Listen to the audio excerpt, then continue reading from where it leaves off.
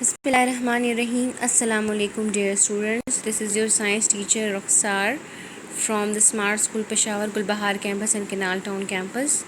We have already started unit 1 heating and cooling. Now we are going to continue that unit with the topic emitters and absorbers, and we are using science fact file 2 Oxford book. Okay, book page 7. Kindly take out your books. Page 7. Emitters and absorbers. Some surfaces are better at emitting. Emitting का मैंने आपको बताया था कि जिसमें जो है infrared waves होती हैं. कोई चीज़ जो है उसमें जो है वो वेव्स की शक्ल में जो है रेडिएशंस निकल रही हैं, या कोई चीज़ जो है वो वेव्स की फॉर्म में निकल रही है, तो वो एमिटर है. ठीक है. गिविंग ऑफ, इसको हम एमिटिंग मीन्स किसी चीज़ को देना. ठीक है. Thermal radiation than others. ठीक है. अच्छा, कुछ हमारे पास ऐसी सतह होती है, ऐसी सरफेस होती है जिसमें थर्मल रेडिएशन ज़्यादा निकलती है और कुछ में कम. ठीक है. Good emitters of radiation are also good absorbers. जो अच्छे एमिटर्स होते हैं रेडिएशन के, वो अच्छे एब्जॉर्बर्स भी होते हैं. एब्जॉर्बर्स मीन चीज़ को जज्ब करने वाले, और इमिटर्स मीन जो चीज़ को जिस पे कोई रेडिएशन आती है, ठीक है, और वो फिर टकरा कर वापस चली जाती है. ठीक है.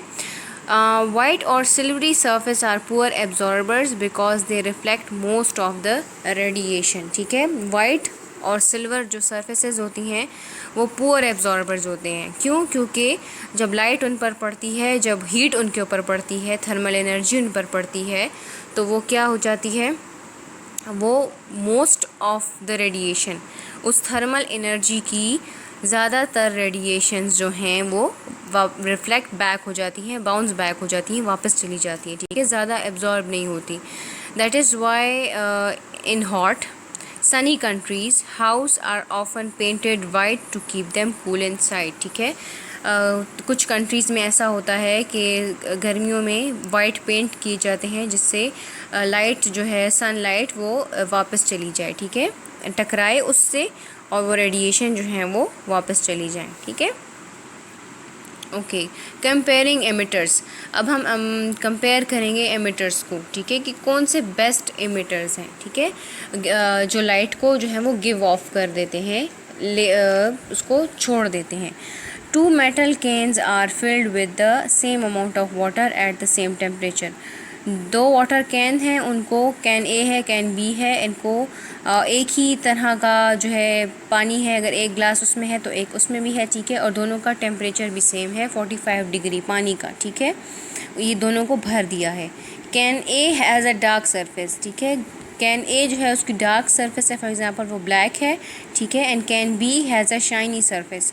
और कैन बी की जो है वो कोई लाइट शाइनी सी जो है वो सरफेस है. ठीक है. The graph shows that the water in a can A cools more quickly than in a can B. Clearly, a dark surface is better emitter of the thermal radiation than a shiny surface. Can A का जो पानी था वो जल्दी ठंडा हो गया as compare to can B, क्योंकि कैन ए की सरफेस जो थी वो डार्क थी और ब्राइट सरफेस ने जो है लाइट को इमिट कर दिया, तो रेडिएशन को इमिट कर दिया, तो वहाँ पानी जो है वो गर्म ही रहा. ठीक है. ओके. Comparing absorbers. एब्जॉर्बर्स मतलब जो चीज़ को जज्ब कर लेते हैं. ठीक है. Two metal plates, one shiny and one dark. ठीक है. Have thermometers attach to their backs.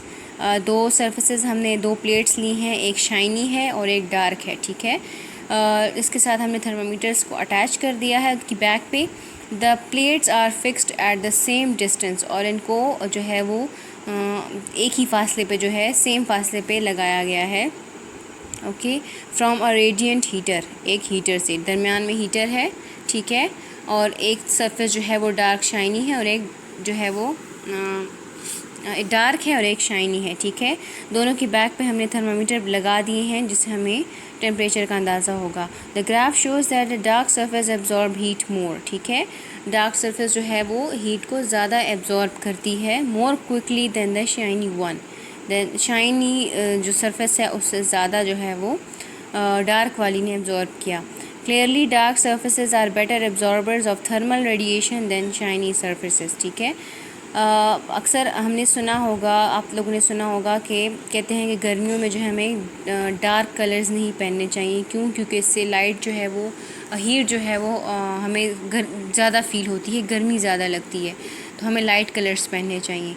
तो जो डार्क सरफेसेस होती हैं उससे उसमें जो है थर्मल एनर्जी को, हीट को एब्जॉर्ब करने की पावर ज़्यादा होती है as compare to light and shiny surfaces. ठीक है, okay. The vacuum flask, page 9। Okay, the vacuum or a thermos flask can keep drinks hot or cold for hours. ठीक है, आपने अक्सर देखा होगा कि जो थर्मास होते हैं हमारे, उसमें कोई चीज़ अगर बहुत ठंडी है, कोई ड्रिंक, तो वो ठंडी ही रहेगी, और अगर कोई टी है, चाय वगैरह है, कॉफ़ी वगैरह है, तो वो गर्म रहती है।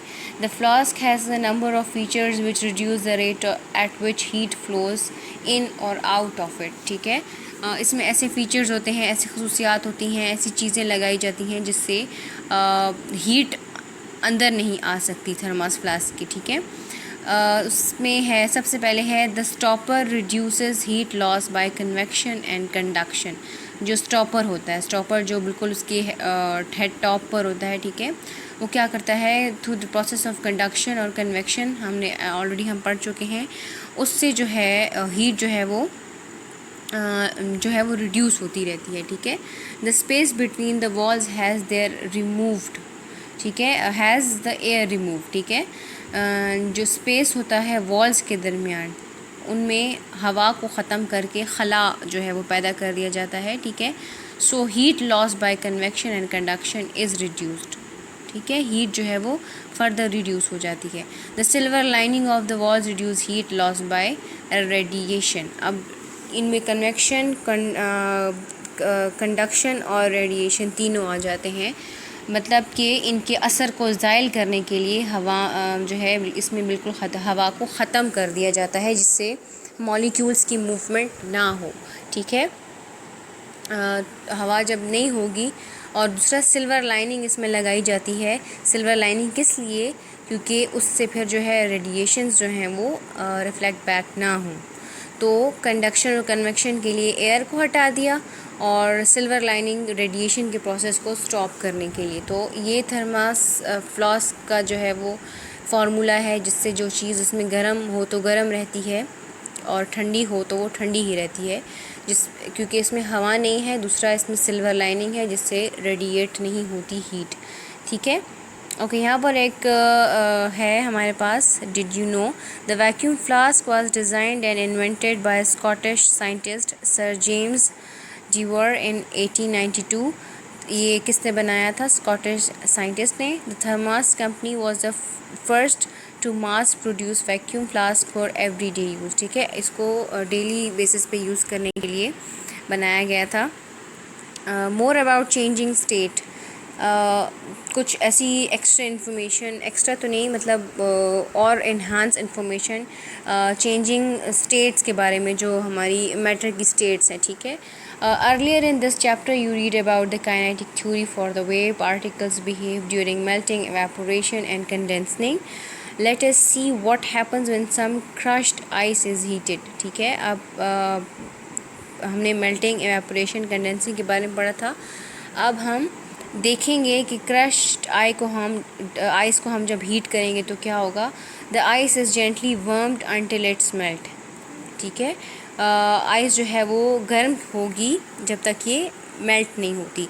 The heat is then turn up until the water begins to boil. और हीट को बढ़ा दिया जाएगा जब वो पानी बॉयल होने लगे, जो बर्फ़ से पानी बन गया। ठीक है, the temperature is taken every 30 seconds from start to finish. और इस एक्सपेरिमेंट के हर 30 सेकेंड में हम बार बार टेम्परेचर लेते रहेंगे। टेम्परेचर हम मर्करी थर्मामीटर से लेंगे। मर्करी थर्मामीटर जो टूटता नहीं है, ठीक है, हीट से। स्टर लेंगे एक, जिसको हम हिलाते रहें, और हीट हम नीचे से दे रहे हैं। The water in this poodle will soon disappear. ठीक है, ये जो छोटा सा पॉन्ड है, इसमें वाटर जल्दी से डिसअपेयर हो जाएगा। क्यों गायब हो जाएगा पानी? क्योंकि हीट से जो है वो पानी एवेपोरेट हो जाएगा, भाप बनकर उड़ जाएगा। ठीक है, ओके, नेक्स्ट पेज पे है the graph shows the result of the investigation. Graph में बताया गया है कि इन्वेस्टिगेशन के दौरान क्या क्या हुआ। सबसे पहले हमारा जो -30 जो टेम्परेचर है वो किसके लिए था, वो आइस के लिए था। फिर जब स्लोली हम उसको गर्म करते गए तो वो 0, 1, 100 और फिर 150 तक चला गया, ठीक है। फिर वाटर बना, वाटर से वाटर स्टीम, और फिर स्टीम जो है वो यहाँ पर बिल्कुल एंड पे जब वो उड़ने लगी हवा में, एवेपोरेट हो गई, ठीक है। What is the graph show? Graph हमें क्या बता रहा है? Stage 1, the heat energy is raising the temperature of the ice up to 0 degree melting point, ठीक है। फर्स्ट स्टेज में आपको बताया जा रहा है, स्टेज इंडिकेट किए हुए हैं कि हीट ने क्या किया, हीट ने टेम्परेचर बढ़ा दिया, -30 से 1 पे आ गया, ठीक है। आपको पता है कि -30 जो है वो 1 से छोटा है, क्योंकि जब किसी चीज़ के साथ माइनस आ जाता है तो वो हम छोटा कंसिडर करते हैं, ठीक है। Okay, stage 2, here there is a very little temperature rise, बहुत छोटा कम टेम्परेचर ज़्यादा हुआ है, ठीक है। The heat energy is being used to allow water molecules to break away from their fixed positions in the ice, the solid is turning to a liquid, ठीक है। यहाँ पर ये जो टेम्परेचर है वो उसको बर्फ़ को अलाउ कर रहा है कि वो टूट जाए, उसके मॉलिक्यूल्स टूट जाएँ और वो लिक्विड में कन्वर्ट हो जाए, ठीक है। Okay, stage 3, the heat energy is raising the temperature of the water up to 100 degree, ठीक है। अब हीट एनर्जी ने टेम्परेचर को कहाँ तक ले गया? 100 डिग्री तक, क्योंकि ये बॉइलिंग पॉइंट है।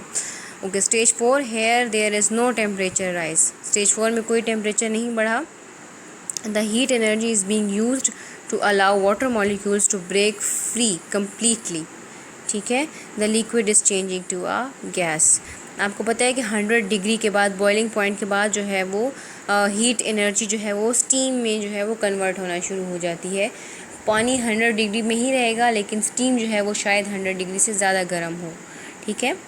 Okay, not all substances melt eight the same temperature, did you no, ठीक है। सारे सब्सटेंसेस एक टेम्परेचर पे मेल्ट नहीं होते। Salol phenyl salicylate is a sweet smelling chemical used in the making of soap. Solid salol melts at around 41 degree centigrade, ठीक है। कोई चीज़ जो है वो मेल्ट होने के लिए 1 डिग्री लेगी, 0 से 1 पर आएगी, ठीक है, लेकिन कोई जो है 41 डिग्री से जो है वो होना शुरू होगी, मेल्ट होना शुरू होगी, ठीक है। ओके, चैप्टर हमारा कंप्लीट हो चुका है। हमने ऑलरेडी कुछ क्वेश्चंस किए थे, 6 क्वेश्चन लास्ट वीडियो में। आज हम आगे करेंगे अपनी कॉपी पे। आपको जिस दिन वीडियो मिले आपने वही डे मेंशन करना है और मार्जिन लाइन के साथ पेज रेडी करना है। Question 7, what happens to the movement of particles in liquid when it is heated. जब हम हीट देंगे तो पार्टिकल्स कैसे मूव करेंगे? Heat is making particles moves faster. Heat क्या करेगी? पार्टिकल्स को तेज़ मूव करने पे मजबूर करेगी। What name is given to the change of state from, क्या नेम दिया गया है जब a liquid to a gas, जब पानी लिक्विड में बदल जाएगा, जब लिक्विड जो है वो गैस में बदल जाएगी तो वो होगा एवेपोरेशन, ठीक है। और a solid to a liquid, जब कोई सख्त चीज़ पानी में बदलेगी तो वो मेल्टिंग होगा, जैसे ice. A gas to a liquid, जब गैस जो है वो पानी में बदलेगी तो वो कंडेंसिंग होगा, ठीक है, जैसे हम भाप होती है हमारे पास। A liquid to a solid, और जब लिक्विड सॉलिड में बदलेगा तो वो फ्रीजिंग स्टेट होगा, ठीक है। एंडिंग लाइन ज़रूर लगानी है। Next question, where does the heat energy come from to melt an ice cube which is left on a kitchen work surface, ठीक है। हीट एनर्जी कहाँ से आएगी? जो आइस क्यूब को मेल्ट कर देगी, ठीक है, जो कि किचन के जो है सरफेस पे पड़ा है, किचन में जो होते हैं, ठीक है। The temperature of kitchen provide the heat energy to the ice cube which is left on the kitchen counter. Temperature कहाँ से मिलेगा? जो किचन के अंदर जो शेल्फ्स होते हैं उस पे जो टेम्परेचर उस वक्त है, ठीक है, वो आइस क्यूब को मेल्ट कर देगा, ठीक है। विच material make the best conductor of heat. Conductor of heat means जो हीट को ट्रांसफ़र करते हैं, कौन कौन से हैं? एलुमिनियम है, मेटल्स हैं, कॉपर है। Are the best conductor of heat. Okay, what is an insulator? Insulator क्या है? Which are the poor conductor of heat. Okay, ये हमारे पास है poor conductor of heat are called insulator such as air, wool and plastic. Explain how heat is conducted along a metal bar. Metal bar में कैसे heat जो है वो एक जगह से दूसरी जगह ट्रांसफ़र होगी। When one end of bar is heated, जब एक हिस्सा गर्म किया जाएगा बार का, the particles gain thermal energy, particles में थर्मल एनर्जी आएगी एंड दे वाइब्रेट फास्ट, और ये वाइब्रेट करेंगे फास्टली, ठीक है। This causes the particles next to them, ठीक है, ये क्या करेंगे कि ये पार्टिकल्स जो हैं वो हीट को आगे ट्रांसफ़र करते जाएंगे, ठीक है, और वो भी फिर तेज़ी से मूव करना शुरू हो जाएंगे। Bit by bit the increased vibration of particles is passed along the bar until the whole bar is hot, ठीक है। फिर ये वाइब्रेशन आगे पास होती रहेगी और तब तक जब तक सारा बार गर्म हो जाएगा। Heat has been conducted along the बार, और हीट जो है फिर इस तरह से बार के जो है वो में कंडक्ट हो जाएगी, ठीक है। ओके, एंडिंग लाइन ड्रॉ कर लेनी है आपने। इसके बाद ये यहाँ तक हमारे क्वेश्चंस जो हैं वो कंप्लीट हो गए। नेक्स्ट वीडियो में इंशाल्लाह हम आगे कंटिन्यू करेंगे। Thank you for watching this video and we will continue in the next video इंशाल्लाह। Till then